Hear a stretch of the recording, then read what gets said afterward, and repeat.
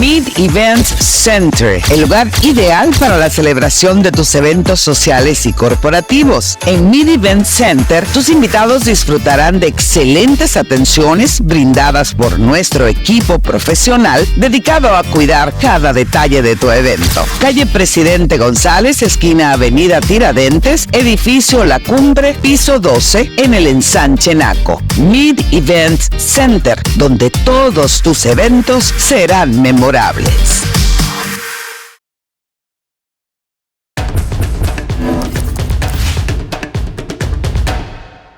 Gracias a Dios y gracias a ustedes, Politiqueando RD ya está arriba, siempre pidiéndote muy amablemente que te suscribas, le des la campanita para que te lleguen las notificaciones, para que subamos cada día más seguidores y a más personas le pueda llegar nuestro contenido que ofrecemos aquí, que subimos de lunes a lunes. Recuerda, Politiqueando RD, a también nuestras redes sociales, @Politiqueando RD, todas nuestras redes sociales, y personalmente también, @Manolo Zuna, como debe ser. Hoy un reencuentro con uno de los hombres que yo más respeto, más admiro, por su valentía, por su frontalidad y también por siempre la deferencia y la disponibilidad que tiene a la hora que nosotros le solicitamos su visita aquí a su programa Politiqueando, porque es un colaborador y va a estar en la fiesta de Navidad de Politiqueando y de los invitados especiales. Aquí está con nosotros una vez más el doctor Tomás Castro Monegro.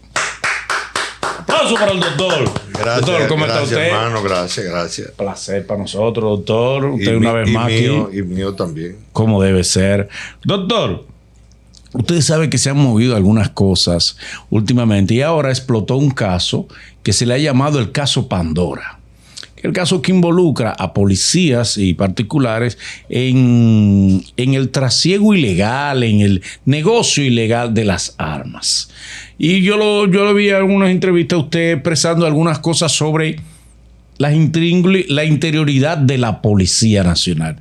¿Está al margen los altos mandos militares y de la policía específicamente de esto que se estaba moviendo al interior de la institución? Mira, yo he dicho algo que aún teniendo amigos, y en algunos momentos he tenido hasta familiares dentro de la Policía Nacional, e independientemente de que hay miembros de la policía que son personas serias, honestas, sí. Independientemente de eso, como cuerpo, como institución, es una institución realmente totalmente podrida, totalmente corrompida. Y los mandos militares, policiales, todos son conscientes de que esa institución se va a ir a hacer dinero a como dé lugar. Pero eso no incluye al director de la policía. Eso incluye a todo el mundo. ¿Cómo va a ser? Eso incluye hasta el que nombra al jefe de la policía. No, recuerde que no lo nombra el presidente. No importa. Mira, cuando Luis Abinader llegó al poder, sí, en el año 2020, hasta los lados de mi oficina llegó un individuo buscando quién quería financiarlo, y el financiamiento era que le prestaran 50 millones de pesos para completar 100 millones, que era lo que le requerían para nombrarlo director de la policía. No. Sí. ¿Cuántos años hace eso, doctor? En el 2020. En el 2020, sí. Pero no en 1820. En 1920 tampoco. 2020. Pero ¿y cómo? 100 millones. 100 millones. Para él cabildear. Que lo nombraran director de la policía. Claro que sí. ¿Y cómo él va a repartir esos cuartos? No, yo no sé cómo le va a repartir. Porque si lo nombra el presidente no es verdad que le van a decir que el presidente, ¿qué digo? El soborno no va a llegar hasta ahí. Mira, tú no tienes una idea de cómo es el asunto. ¿Cómo es? Por ejemplo, aquí una Dirección Nacional de Control de Drogas costó 200 millones de pesos.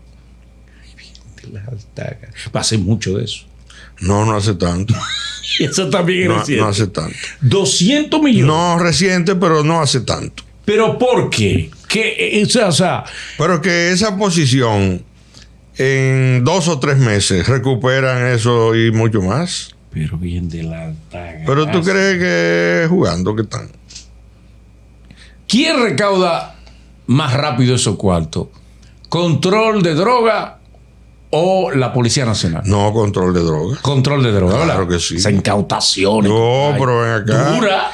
Pero te voy a dar nada más un ejemplo. Recientemente la Dirección de Droga incautó un cargamento de droga que supuestamente iba para Holanda. Ujú. Ese cargamento de droga no venía para República Dominicana. Ellos supuestamente obtuvieron la información de que en ese furgón que iba para Holanda venía una droga.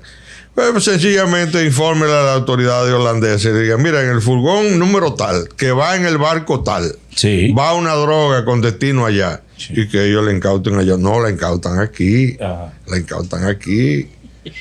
Porque ahí es que está el negocio. ¿Cuál es ¿O el tú, negocio? tú ¿Cómo crees, es? tú crees el cuento de que la droga que incautan la queman? Yo creo que sí, ¿no? ¿Usted la ha visto? Son las ¿Usted ha autoridades. visto quemando? Vi tu fuego ¿Usted ahí. ha visto alguna vez el Banco Central quemando en su bóveda? La bóveda tiene un incinerador y queman todos los dólares. ¿Usted ha visto eso? No, No, porque los ni lo va a dólares no ver. se queman, ni se quema la jipeta, No. ni se queman las villas, ni se No, queman los no, aviones, no. ni se quema. Eso es dinero, compadre. A mí me decía un amigo que era un oficial del ejército israelí. Y él me decía, nosotros allá en el Líbano tomamos un edificio que es de Hezbollah o es de que yo cuán, y cuando lo agarramos, que resulta que está lleno de droga, inmediatamente nos dan órdenes que nos quitemos. Y la droga la recogen y se la llevan. Y él siempre me decía, pero yo no me explico por qué. Porque eso es dinero. Mira, en esas agencias donde le ponen precio a todas las cosas que tienen valores, le dicen, bueno, hoy el oro cuesta a tanto la onza Troy, el petróleo a tanto el barril, Sí. la plata a tanto Ajá, sí. el kilogramo, el cacao, el café, que yo qué. Y también dice cuánto cuesta el kilo de droga. Ay, bien. Claro que sí. Pero de manera extraoficial. Bueno, Ok, ¿y yo tú no- crees que en el presupuesto nacional no hay incluido más de 5,000 millones de dólares que están precisamente especificados que vienen de ese sector? Narcotráfico, lavado. ¿En el presupuesto? Claro que sí. Claro Wow. que sí. Ahora mismo hay un pleito ahí tremendo. Algunas instituciones que luchan supuestamente contra el tráfico de droga y que en la propia ley de la ley 50 se establece que las propiedades que se incauten y los bienes que se incauten y el dinero que se incauta y los vehículos que se incauta y todos los demás, hay una proporción que está dividida para repartírselo a todos esos sectores. Sí, pero tengo entendido, por ejemplo, vimos un ejemplo ahora, la Procuraduría pasa más de 3,000 millones. Más de 3,000 pesos millones. En bienes, ¿no? A la institución que corresponde, que dice que es la institución que se encarga. La administradora de bienes incautados. de bienes incautados. Sí, pero eso entonces hay que venderlo en pública subasta Sí, y hay que repartirlo en las partes que establece la propia ley. Hay exactamente. que darle un 25% a las instituciones que luchan supuestamente contra La prevención. la prevención de droga. Hay que darle Control un de por ciento. dro- control de sí, sí, droga. a todo el mundo. Y Es todo es una eso, sí. repartición. Por eso Pero es. una repartición legal, doctor, corresponde. Claro que es legal. Porque corresponde, porque luchan contra ese flagelo. Claro que es legal. Claro. Exactamente. Por ejemplo, tú viste aquí que los 1,387 kilos de droga de Quirino, tú supiste que lo quemaron en algún lugar. Es mucho kilo. No, que eso se lo llevaron. Vinieron la gente de la DEA y se lo llevaron de una vez para los Estados Unidos. ¿Cómo? Sí, ¿Y llevaron todo eso? sí, claro que sí. Y tú te preguntas, ¿pero para qué? Quémenlo aquí. Aquí hubo un caso famoso. Quizás ellos para garantizar que lo que No. Una vez, un cargamento de cocaína que venía en un avión y que venía destinado a un general de República Dominicana y que aterrizó en Arroyo Barril. De aquí de la capital fueron e hicieron una actuación en Arroyo Barril incautaron la droga. Sí. Y al otro día, no, y anoche mismo la llevamos a los hornos de la cementera y la quemamos. Uh-huh. Y no fue una incautación, fue un rescate. Sí, un rescate. La droga llegó a donde tenía que llegar. Exactamente. El rescate eso es mío. Claro. Y fue en la búsqueda y la rescataron. Claro. Entonces, ¿hasta qué nivel? ¿Hasta qué nivel llega ese tipo de información? Ok, usted se entera, usted es un hombre muy informado, pero dentro de las instituciones, ¿hasta qué nivel llega esa corrupción? Yo no creo que un encargado, un director, un presidente del Consejo por ejemplo, Nacional de Drogas se entere de eso. Alzaría su voz, doctor. Aquí nunca se ha hecho un arqueo para determinar los bienes incautados. No, es verdad que no se sabe. Que no se sabe. Y mucho que se incauta aquí. Pero ven acá. Solamente en obras de arte. Wow. Que en una ocasión el Consejo de Drogas estaba lleno en un almacén de obras de arte. Esas obras de arte se repartieron entre muchas personas que querían cuadros caros en su casa y eso. Esos 3,000 de millones que pasa la Procuraduría de Incautaciones. ¿Usted le encuentra suficiente o entiende que eso es poco? Pero eso es un pellizco, ñoco. Yo entiendo que eso es como chele, pa. Eso es chelito. Para todo lo que aquí se incauta. Pero ven acá. Yo creo que a un solo que se le incautaron, ahí estaba todo. Claro, aquí hay casos de 19,000 millones de pesos. Sí, ¿verdad? ¿Dónde están? Entonces, si tú comienzas a calcular. Un solo caso, 19,000. Sí. Y que tú me digas que incautación general 3,000 y pico. Hay un faltante grande. Sí, porque es que todo el mundo pellizca. Todo el que cuenta pellizca. Aquí le incautan, por ejemplo, $1 millón a una persona y desde que pasa por 2 o 3 manos ya quedan 300. Doctor, 5 procuradores serios que hemos tenido. 5 procuradores serios. Serios que ha tenido este país. Bueno, tuvieron Procurador General de la República serio, Ramón Pina Acevedo. Bien, ok. Julio César Castaño Espaillat. Bien, otro más. Bueno, antiguamente teníamos a Leoncio Ramos, que fue Procurador General de la República, que en este entonces era Ministerio de Justicia en el gobierno de Horacio Vázquez. Que se opuso a la reelección de Horacio Vázquez. Yo no he oído contemporáneo, doctor. Usted me ha dicho gente ahí que esta generación no lo es Mariano Germán. Mariano Germán. Sí. Procurador serio fue. Sí. Ok. Mariano Germán. Siga. Pero ahí está él, abogado de Leonel. Siga ahí, del PLD. Podemos mencionar a Abel Rodríguez del Oro. Abel Rodríguez, fue serio para usted. Sí. Flequeó ahí con los Guillermo Moreno, Eso para mí se me cayó ese santo de esa época. Sí, y una flequía que uno no es tan serio como dice. Porque a veces el ingrediente político limita mucho las actuaciones de la gente. Pero después de ahí, de lo que yo te he mencionado. Dígame, no me diga. No. Podemos hablar de Miriam Germán. Miriam Germán. Un caso, sí, pero más nadie. No, pero ese doctor que ha habido. Va para atrás. Jan Alain, bueno, ya sabemos que está. Un delincuente. Tengo un caso. Está complicado un caso. El amigo suyo. Ese es otro delincuente. Ese trazó las pautas que siguió Jan Alain. No puede ser. Sí. Domínguez Brito. Sí, claro que sí. Doctor, pero usted no ha vuelto a reiterar esas declaraciones tan contundentes y tan fuertes que usted emitió contra él. Porque él vino aquí y se defendió de usted. No, él no se defendió de nadie. Él vino aquí a justificar cosas y a decir que no iba a hablar de una persona que estaba enferma. Pero es mejor dejarlo porque ese es un individuo, mira, que no merece ni siquiera que uno le dedique un par de minutos. Porque es un individuo que yo lo conocí como yo lo conocí, que lo traté como yo lo traté. De repente es un precandidato millonario del PLD. ¿Cómo va a ser? Él no es millonario. Domínguez Brito, multimillonario. Domínguez Brito. No, pero multimillonario. No, doctor, ¿y de Oye, dónde? ¿tú crees Pues que...? yo lo conozco, un hombre que de una vida modesta y todo. Un comportamiento de vida ostentosa. Eso es otra cosa. Eso era en otra época. ¿En otra? Eso en otra época. Actualmente usted tiene que decir. Si yo te cuento a ti el equipo que lo acompañó a ese señor en todos los cargos que tuvo en los gobiernos y cómo era que operaban para recaudar dinero, eso era una cosa tremenda. Cuando estuve en Medio Ambiente, cuando estuve en el Ministerio en la Procuraduría, óyeme, eso era...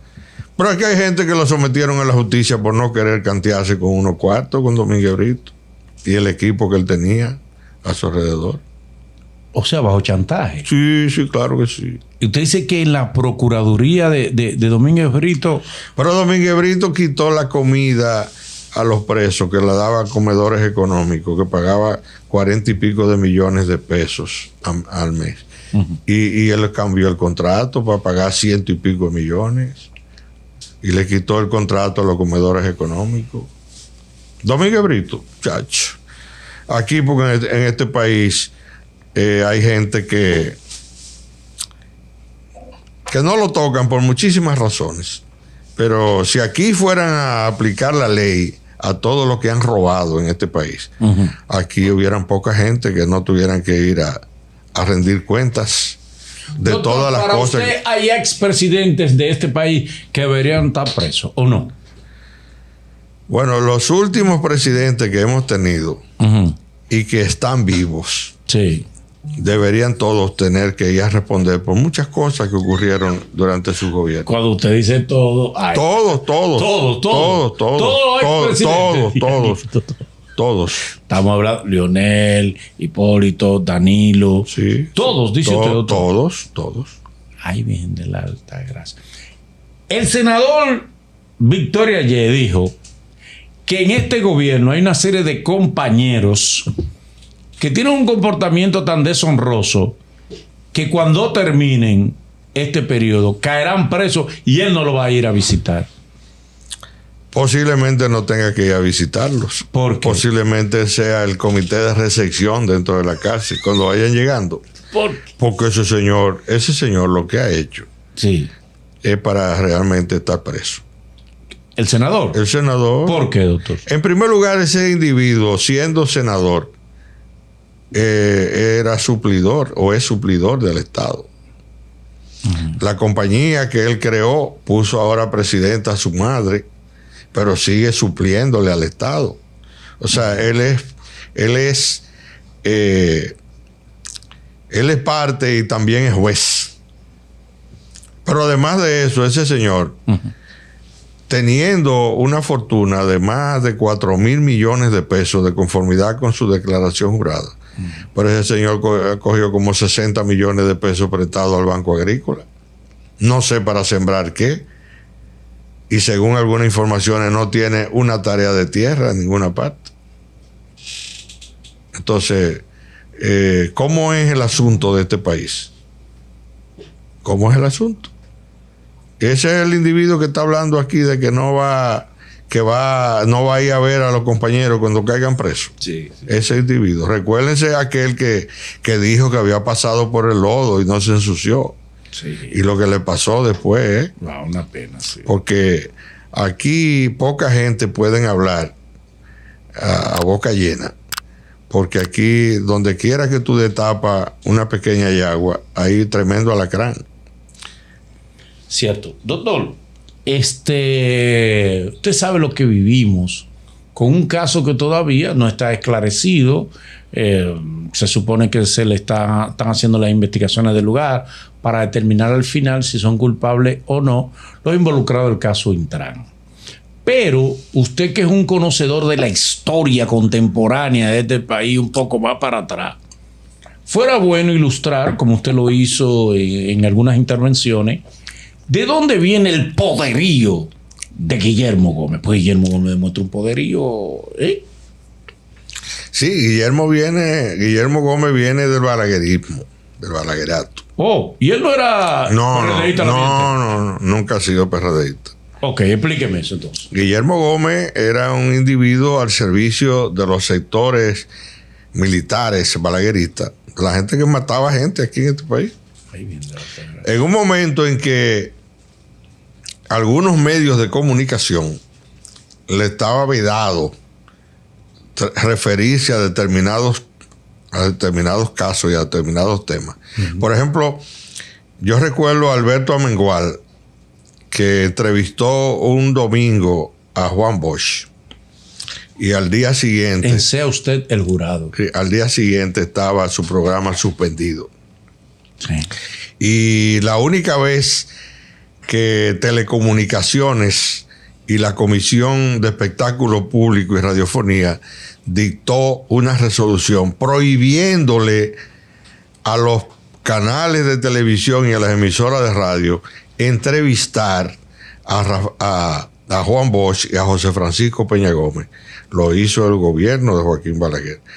A Guillermo Gómez nunca nadie le puso ningún tipo de censura a sus programas, y a sus programas iban los generales balagueristas a dar declaraciones.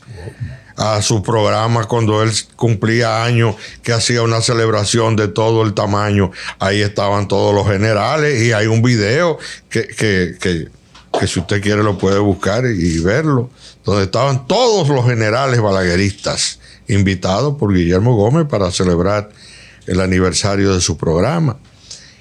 Lo que pasó fue que cuando Salvador Jorge Blanco llegó al poder, Guillermo, por una situación de carácter familiar, porque su segundo apellido es Jorge, entonces hizo valer la condición de familiar lejano de Salvador Jorge Blanco. Y también se le pegó a Salvador, porque lambón ha sido toda la vida. Y además oportunista. Y entonces Salvador, que era un inecto, Salvador Jorge Blanco, que no tenía luces para ejercer el derecho, pero políticamente era un cero a la izquierda, pues se dejó convencer de que eran familia. Y entonces usó el poder de Salvador Jorge Blanco para él incrementar sus riquezas. Y posteriormente volvió a hacer lo propio. Cuando el PRD viene al poder con Hipólito Mejía, y que Hipólito Mejía nombra a Orlando Jorge Mera como director de Indotel, pues ahí se hicieron maravillas. Hay una historia de venta de una telefónica y de ventas de algunas de las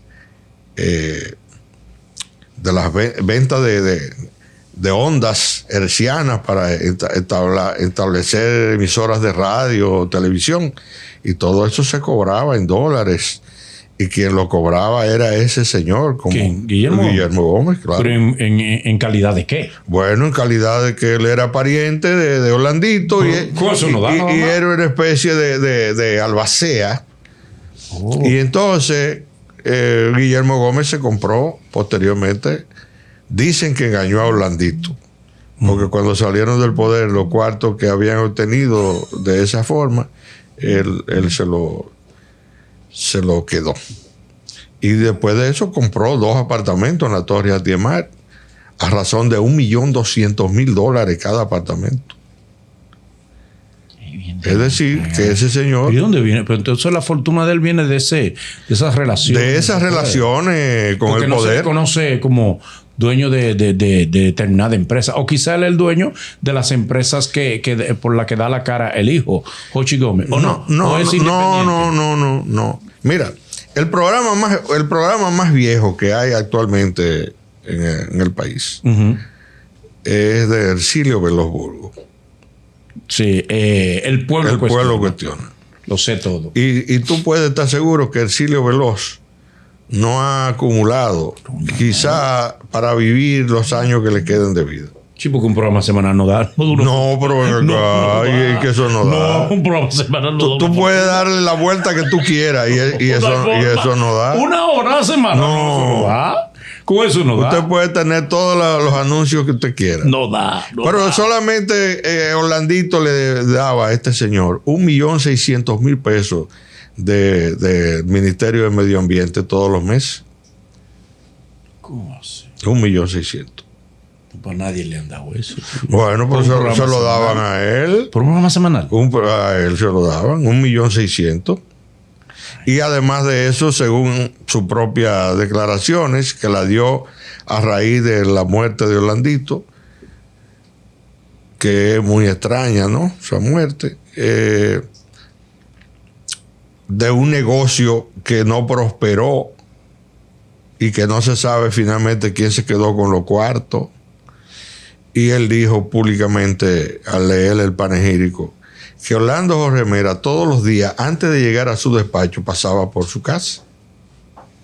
¿Y qué funcionario? Pero ni siquiera un hijo mío que sea funcionario de un gobierno tiene que ir todos los días a mi casa. ¿Pero a qué? ¿A buscar qué? Y entonces, doctor, ¿y cómo se manejó lo de aquellos famosos 10 millones de dólares que cuando quebró Baninter a él sí le devolvieron? Que a algunos, algunos no le devolvieron. Ese era el dinero que tenían depositado ahí de todas las transacciones que hicieron de Indotel. Y que finalmente engañó a Orlandito. Finalmente engañó a Orlando. Ay, bien de la gracia. Porque aquí han engañado a mucha gente. Yo recuerdo un señor que estaba en la lotería y se puso de acuerdo con un famoso publicista de aquí. Y entonces le daba todas las facturas y toda la publicidad a ese publicista para que las repartiera. Y los porcentajes que se quedaban se los iban a repartir ellos dos. Cuando ese señor salió de la lotería, que fue a donde ese publicista, y le dijo, mira, yo vine para que saquemos cuenta y repartamos. ¿Que saquemos cuenta de qué? ¿Y que partamos qué? Lo que tú y yo habíamos hablado, pero tú y yo, ¿qué fue lo que hablamos? Usted no tiene nada aquí, señor. Y el señor bajó la cabeza y salió de ahí y se fue caminando a pie. Y de eso murió, de la tristeza. Del engaño que le hicieron. Un ex administrador de la lotería. Un ex administrador de la lotería. Y eso se lo hizo un publicista. Pero no el famoso. Sí, se puede decir nombre. Ramoncito Díaz. Ramoncito Díaz fue. Ramoncito Díaz. Ay, Virgen del Alta. ¿Y a cuál administrador fue?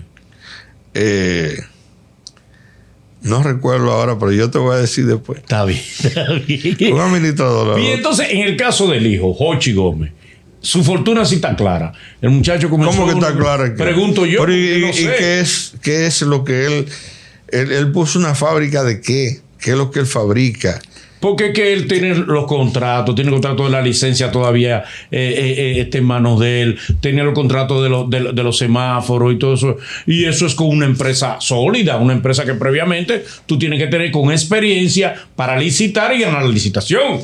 Y partir y repartir. Todo el problema es que todas estas fortunas se generan en torno del poder político y de los acuerdos que se hacen con la delincuencia, con la corrupción, con la impunidad. Porque eso no es así, señor. Tú nada más tienes que ver quiénes era la empresa que hacía la licencia y los problemas que hubieron, incluso de amenaza de muerte entre gente y demandas y todo lo demás. Y tú nada más tienes que ver quiénes eran los abogados involucrados en eso. Y finalmente, esa gente se ha repartido más de 5.000 millones de pesos con el asunto de la única y exclusivamente para las renovaciones de licencias de conducir. Un estado que no pueda emitir una licencia de conducir, una cédula de identidad, un pasaporte, es un estado fallido. Y no fallido porque el Estado no tenga la capacidad de hacerlo, sino porque quienes gobiernan no le interesa que el Estado tenga esa capacidad, porque lo que le interesa es robar. De verdad, todos los que llegan al poder aquí en este país, su principal objetivo es robarle al Estado dominicano.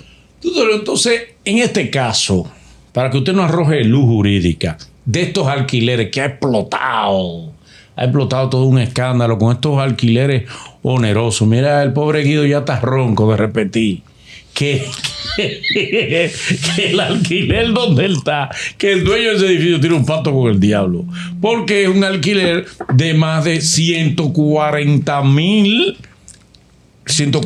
dólares mensuales. Estamos hablando de mi hermano, 8 millones y pico mensuales ahí. No hay, ¿quiénes hicieron esos contratos? Porque nadie dice los nombres. Porque se supone que si son contratos con cláusulas que no se pueden romper, como el caso de Indotel, que Guido no lo puede romper, porque es un contrato que dice él que tiene 24 años. ¿Quiénes son los que han hecho esos contratos? ¿Son necesarios esos contratos? No, hombre, no, hombre. Pues yo pregunto. No. Mira, uno de los mejores edificios que hay construido en la capital dominicana y que lo construyó el gobierno de Trujillo es el edificio de telecomunicaciones. Wow, que está en la zona colonial, ahí en la Tarazana. Sí, que ahora es un museo. El museo casi frente a la Casa de Colón. Sí, la Plaza España. Exacto. Y ese edificio, ahí era que funcionaba el correo, ahí era que funcionaba donde uno iba a poner telegrama. Yo llegué ahí muchas veces ahí a ponerle telegrama a Joaquín Balaguer, porque cuando yo terminé mi carrera, Balaguer no quería darme mi S4 para el ejercicio de mi profesión. ¿Y por qué? Muy buena pregunta. ¿Qué cargo él ostentaba cuando eso? Que él no le ¿Quién? Estaba, que era él que le tenía que dar su C4. ¿Quién? Balaguer, sí. Presidente de la República. Claro. Pero, que sí. ¿y por qué se lo tenía que reclamar a él? ¿No se supone que usted tenía que reclamarlo al rector de la universidad donde usted se No, porque yo deposité todos mis papeles para que emitieran el S4. El S4. Ok. Y no lo emitían sencillamente. Cuando eso lo firmaba el presidente. Y entonces yo iba allá y le mandaba un telegrama a Joaquín Balaguer. ¿Y qué decía el telegrama? No telegrama muy duro, muy fuerte. Entonces, con corazón no le daba. Resultó que Balaguer tenía una secretaria que era una persona muy dulce, muy humana y que me tenía muchos afectos. Y ella me mandó a buscar un día. Sí. Y yo fui. Me dijo, Tomás, yo te voy a conseguir tu S4, pero por favor no le manden un telegrama más al doctor Balaguer. Era muy duro. Era ella que lo tenía que leer. Ay, padre. Era ella que tenía que leerlo y tramitarlo. No, yo ni lo voy a leer esto. Por favor, okay. Un telegrama no más. Más telegrama. Y así me consiguió mi S4. Presidentes que lo han decepcionado a usted. Nadie ha hecho esa pregunta, doctor. Mira, que lo han decepcionado. Que usted tenía esperanza en ellos. Fulano, Mengano. ¿Cuáles lo han decepcionado y por qué? El único que no me ha decepcionado a mí ha sido don Antonio Guzmán. Okay. Después, todos los demás me han decepcionado. Que usted tenía en ellos esperanza, que usted decía, fulano, si llega, puede hacer los cambios que necesita el país. Aparte de don Antonio Guzmán, otros presidentes que ha tenido el país, que en lo que usted tenía su esperanza, en lo que usted creía ideológicamente y que lo han decepcionado. ¿Cuál? Sí, Leonel Fernández. ¿Por qué? Y Luis Abinader. Mira por qué. ¿Por qué? Dele. La gente no tiene una idea aquí de cuando Leonel Fernández surge como una figura dentro del PLD frente ya al descalabro físico y mental de Juan Bosch. Sí. El doctor Peña Gómez, que veía en Leonel Fernández, quizá se veía él mismo, muchacho de barrio, de color, hijo de una enfermera y de un guardia. Peña Gómez se veía en Leonel reflejado. Sí. Okay. Y el doctor Peña Gómez nos llamó a toda la gente que estábamos a su orden dentro del partido, dentro de la política, ¿no?, partidaria. Y dijo, miren, a este muchacho hay que ayudarlo. Peña Gómez nos mandó a trabajar por Leonel Fernández. ¿A trabajar por Leonel Fernández? Sí. ¿Y en qué año fue ese?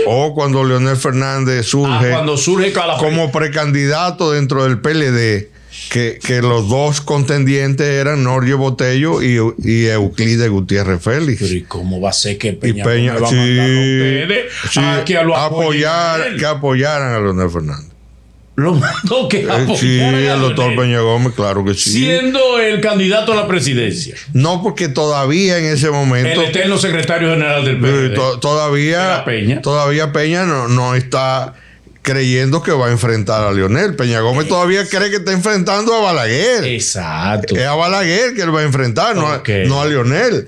Okay. La coyuntura fue que hizo que posteriormente el contendor de Peña fuera Leonel. Ay, Dios. Pero en ese el momento. león que él mandó a alimentar fue el león que después le ganó. le brincó. Sí, así es. Entonces, nosotros teníamos la esperanza con Leonel sobre la base de su condición Okay. y de dónde viene. Lo apoyan. ¿Qué pasó? ¿Por qué usted se decepcionó de él? Bueno, porque Leonel Fernández, cuando llegó al poder, entonces se transó con la delincuencia, se transó con la corrupción, se transó con la impunidad y se convirtió entonces en un peón de los sectores poderosos de este país, del empresariado, que son los que corrompen a estos países.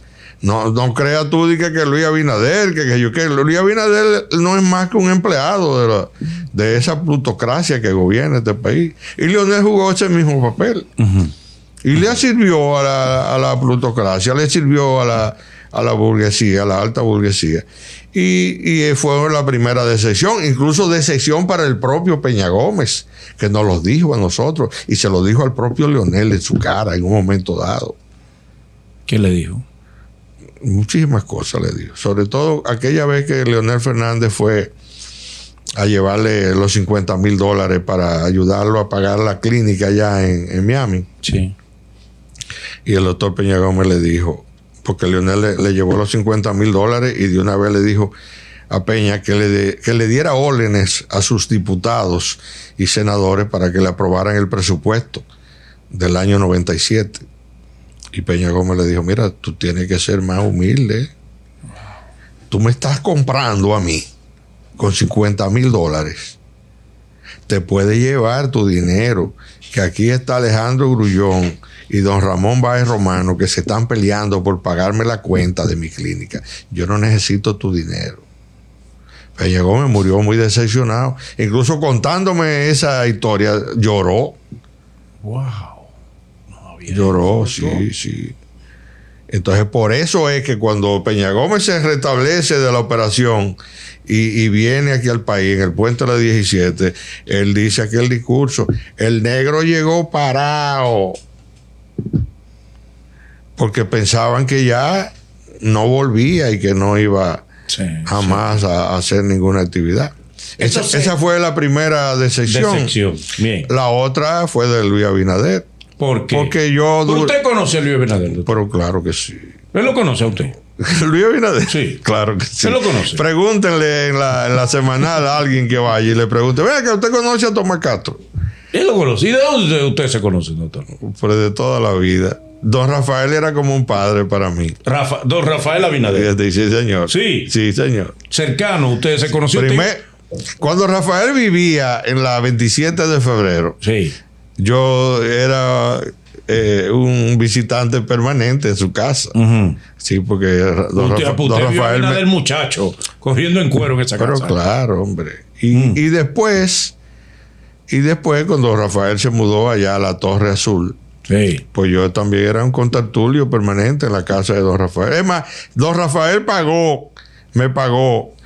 Eso yo lo voy a decir porque la gente lo sabe. En el 2002, sí, en el PRD se hicieron unas convenciones para elegir candidatos a diputados y senadores. Esas fueron las elecciones de medio tiempo, sí, o de medio término. Y Rafael Flores Estrella fue precandidato a senador por el Distrito Nacional. Y yo, precandidato a diputado por el Distrito Nacional. ¿Tú sabes quién me dio el dinero para inscribir la candidatura de Flores y la mía? ¿Quién? Don Rafael. ¿Cómo? Sí, señor. Oh, pero de verdad que eran cercanos. Familia. Y quincenalmente me daba una cantidad de dinero para la campaña, tanto de Rafael como la mía. ¡Wow!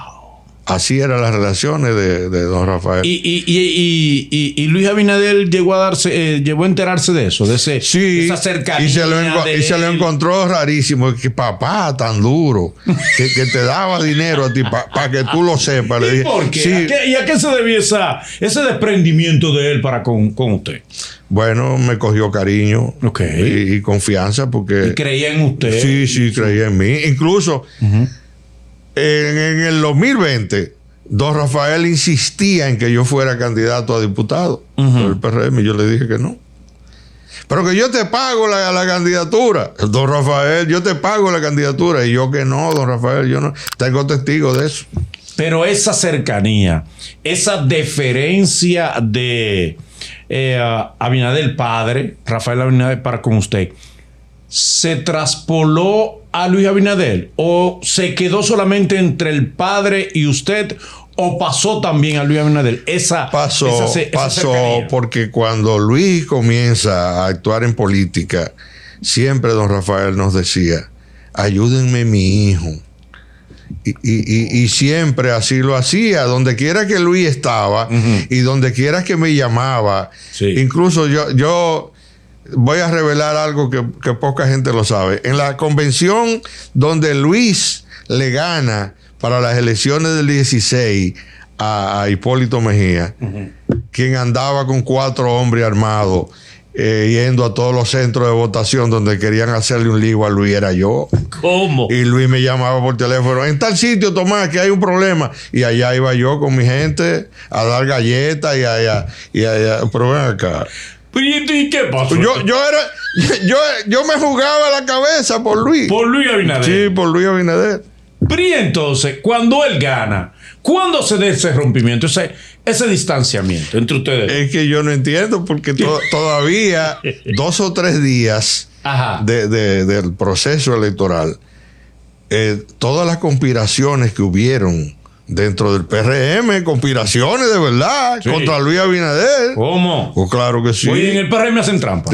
Habían conspiraciones contra Luis. Por eso porque ellos no son tramposos. Mira, yo recuerdo un día por la mañana que yo estaba mirando la televisión y veo ahí un programa y me surgió una idea y cogí y llamé a Luis Abinader por teléfono y digo, mira Luis, te voy a dar un consejo. No te pelees con Hipólito. Le digo. Y me dice, no, yo no voy a pelearme con él. Es más, voy camino a su casa. Y le digo, magnífico, lo está haciendo muy bien. Y el otro consejo que le di, no, perdón, ese fue al revés, fue Luis hacia mí, que comenzó a desconfiar de David Collado. Porque David Collado estaba también, había una conspiración interna contra Luis, motivada por una relación entre Hipólito, Miguel Vargas y el grupo de Vicini que estaba David Collado. Sí. Y Luis nos llamó por teléfono que nos reuniéramos y dio instrucciones que le dieran con todo a David. Porque estaba, sí. ¿Pero contó en qué sentido? Que lo chocaran políticamente porque ellos estaban en una conspiración contra Luis. ¿En qué año fue eso, mamá? En las elecciones del 20. ¿En las elecciones? En las elecciones del 20. ¿Pero y cómo va a ser? Para que tú sepas. Para las elecciones del 20, no puede ser. Sí. Doctor, sí. Él era, para esa fecha todavía, él era alcalde del distrito. Claro que David. sí. Entonces usted dice que había una conspiración. Porque David aspiraba a la presidencia de la República. ¿Pero y cuándo? Pero en el 20. ¿Cómo? Claro que sí. Pero eso no se enteró nadie. Y todavía en este momento. No, ahora sí, ahora se sabe. Ahora, pero apenas era alcalde. Y es la misma conspiración donde está Miguel Vargas, Hipólito Mejía. Si Hipólito Mejía no le escogen, no señalan a su hija como candidata presidencial aquí, Hipólito prefiere que el PRM salga del poder. No puede. Claro que sí. ¿Cómo va a ser? Claro que sí. Y este está radical. Y es así, claro que sí. Es más, ya se dice, se especula que ya Miguel Vargas cedió el PRD como plataforma para la candidatura de David Collado o de la hija de Hipólito. Por ven acá, padre. Entonces, Luis llega al poder. Sí, señor. Porque no hemos hablado cuando que se da el alejamiento entre ustedes dos. Él llega al poder, 2020, llega al poder. Usted lo llama, él lo llama a usted. ¿Qué pasó? Ya él ganó las elecciones. Llegó un momento en que nos desconectamos por una sencilla razón. ¿Cuál? Primero, yo no le ando atrás a nadie. Okay, yo no sé lamber. Yo no soy un lambón. Yeah. Eso en primer lugar. Y en segundo lugar, cuando le pongo algunos mensajes a Luis por WhatsApp, me doy cuenta que quien me responde no es él. Porque cuando tú tienes mucho tiempo comunicándote con alguien, en la forma como te responden o te dicen cualquier cosa, tú te das cuenta si es con la persona que tú estás acostumbrado. Habitualmente tú hablas. Me doy cuenta que ya no es Luis que me está respondiendo a los mensajes. Y no iba a llamar a Jorgito Tavera ni a nadie, que yo no soy un lambón, yo no he vivido. ¿Y qué tiene que ver Jorgito Tavera con? Jorgito Tavera era una de las personas que Luis usaba para comunicarse con la gente que normalmente se comunicaba. Okay. Si yo llamaba, por ejemplo, a Luis o le mandaba un mensaje a Luis por WhatsApp y él no me contestaba, entonces yo le mandaba el mensaje a Jorgito. Y con Jorgito entonces me comunicaba y decía, mira, dile a Luis que vea un mensaje que le mandé y que me responda. Okay. Y de esa manera vivíamos permanentemente comunicados. Entonces, como yo no le caía atrás a nadie, ni andaba detrás de nadie, y nunca me llamaron, ni nunca me dijeron nada, pues sencillamente ahí se cortó la comunicación y la relación. Okay. Posteriormente, ya Luis en el poder, varias gente han tratado de intervenir a los fines de que esa relación yo la he rechazado. No me interesa. No me interesa. Pero el presidente Abinader ha intentado tener un acercamiento con usted. Le ha mandado. No tengo constancia de eso. Nada. No tengo constancia. Varias gente que son funcionarios del gobierno se me han acercado y se han ofertado, se han ofrecido para intermediar. Pero yo lo he rechazado de plano y le he dicho que no se metan en esa vaina. Porque podrían quedar muy mal de un lado y de otro. Wow, bueno, no pensé, ¿verdad? Tiene razón. Sí, el presidente. Pero el presidente es un hombre muy ocupado también, doctor. Yo lo creo que es sí. Un hombre muy ocupado. Sobre todo, que hace un tiempo un amigo común, él lo mandó a buscar. Sí. Y esa persona le dijo, ¿cómo tú quieres que te trate? ¿Como un empresario o como un presidente? Y él se incomodó, se sintió mal. ¿Por qué tú me dices eso? Bueno, porque tengo que saber con quién voy a hablar. Si con el empresario o con el presidente.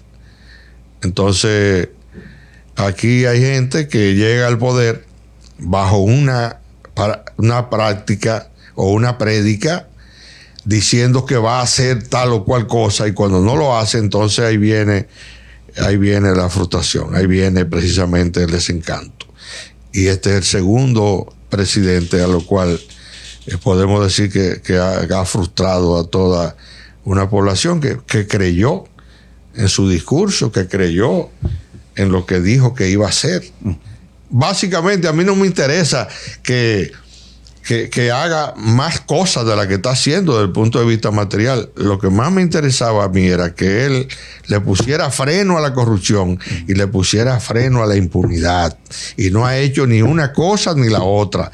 Él se ha transado con la corrupción, se ha transado con la impunidad. Y por eso tú ves todos estos préstamos, por eso tú ves todos estos alquileres, por eso tú ves una serie de zánganos que no tienen ni una idea de lo que es la política y viven como príncipes dentro de este gobierno. Yo tuve que cogerle y decirle a un asqueroso que andaba ahí, que vino a decirme, no, si tú quieres hablar con Luis Abinader, yo te sirvo. Pero ven aquí, ¿quién eres tú?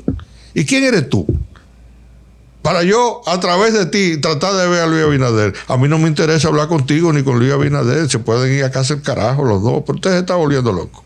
Ay, padre. Doctor, hay una decepción que se ha dado en el sector de ustedes, los vanguardistas, los liberales, los que eran, ustedes que eran la esperanza de este país, que estaban ahí en la Plaza de la Bandera protestando, reclamando como los reales y creíamos que eran los puros incólumes pulmones morales de este país. Mucha gente lo que llevó fue su currículum ahí a la Plaza de la Bandera. Y entonces hoy la gente está decepcionado con un Carlos Pimentel, están decepcionados con un Bartolomé Pujols y demás. ¿Qué es lo que ha pasado, doctor?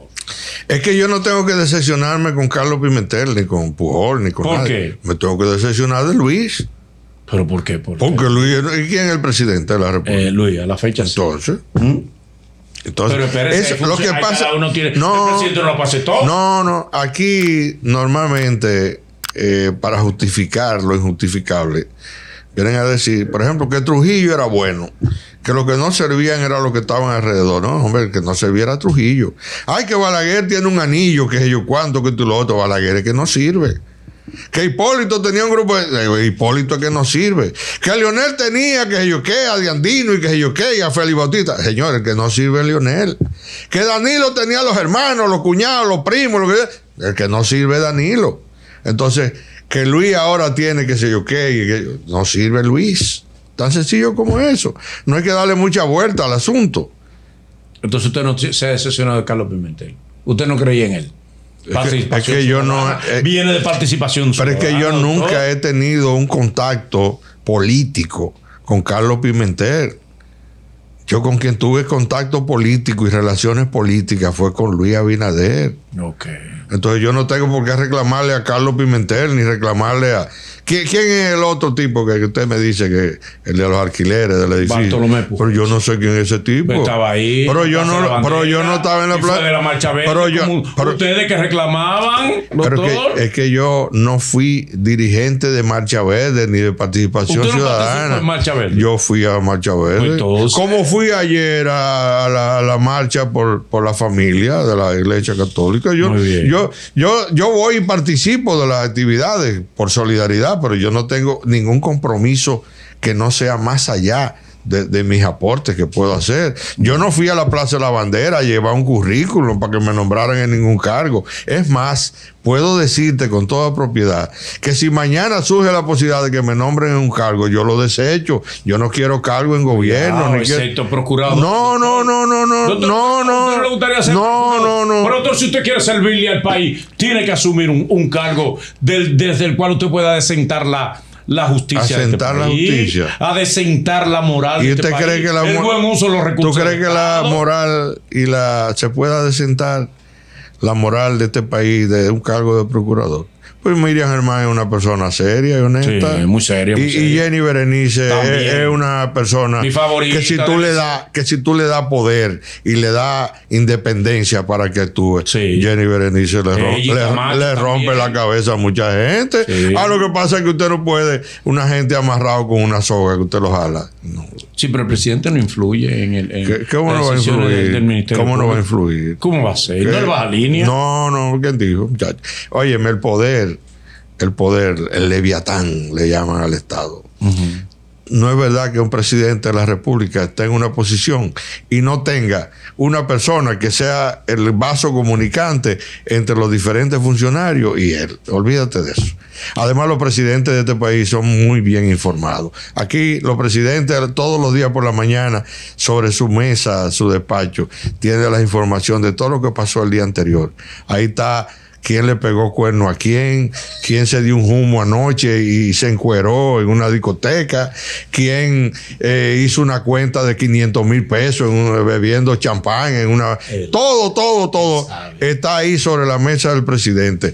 Óyeme, este programa que estamos haciendo hoy, tú lo publicas hoy, esta noche o mañana, y al día siguiente el presidente lo tiene en video y lo tiene transcrito, transcrito de todo lo que dijimos nosotros aquí. Usted se va a calentar. Una vez me pasó un evento a mí, fue que estábamos haciendo, me habían designado a mí y a otra persona para hacer un escrito contra el gobierno de Balaguer. Y nosotros habíamos hecho el borrador para que fuera aprobado en el grupo que estábamos haciendo. Y al día siguiente me dijo una persona: venga, tú estás trabajando en un escrito. Que sí. Pero yo vi una copia de ese escrito en el despacho del director del DNI. Pero ¿cómo va a ser? Una de las personas que estaba trabajando con nosotros el documento era un agente Ay, papá, sí. Tú haces así, tú convocas, por ejemplo, ahora mismo una reunión. Vamos a hacer una reunión para cualquier actividad que sea. Y uno de los invitados que llega es un agente del DNI. Doctor, para llevar la información. Un aporte histórico para esta generación que bien lo necesita.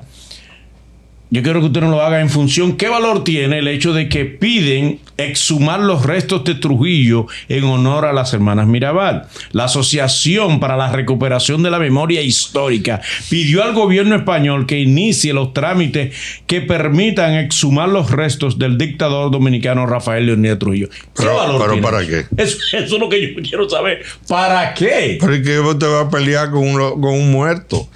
Sacar los restos de un muerto y tirarlo a cualquier sitio no tiene ningún valor. El valor que había era el que tuvieron los que le rompieron la cabeza a Trujillo. Eso sí. Eso sí tenía. Pero mientras hay que tener ahora unos timbales para pedir la exhumación del cadáver de Trujillo. Los timbales había que tenerlos para romperle la cabeza como se le rompió. Pero doctor, yo digo el valor, o sea, que históricamente, ¿qué suma, qué aporta para que esta generación sepa absolutamente que se nada. Quiera exhumar los restos absolutamente de Trujillo, nada. que están en Madrid, que yo te digo que deben quedarse con eso allá? Claro que sí. Ven acá. Porque no lo queríamos nosotros vivos. Mucho menos. Y no se pusieron a pelear y a luchar para que sacaran los restos de Franco del